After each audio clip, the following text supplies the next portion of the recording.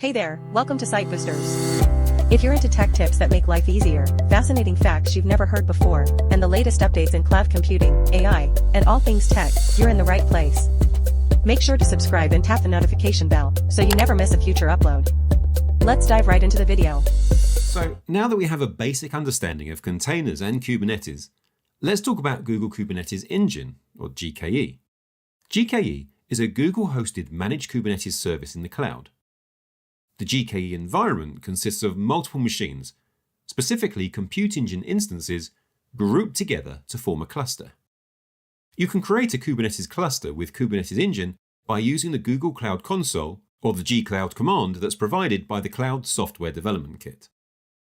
GKE clusters can be customized, and they support different machine types, number of nodes, and network settings.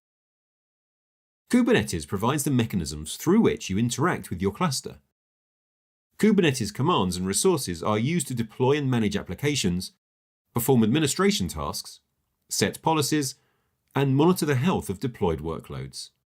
Running a GKE cluster comes with the benefit of advanced cluster management features that Google Cloud provides.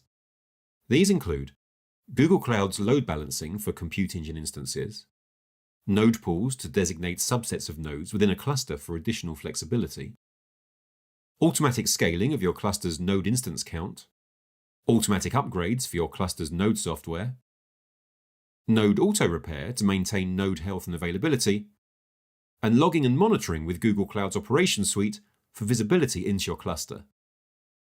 To start up Kubernetes on a cluster in GKE, all you do is run this command: gcloud container clusters create K1. Thanks for watching. Like, share, and subscribe. See you next time.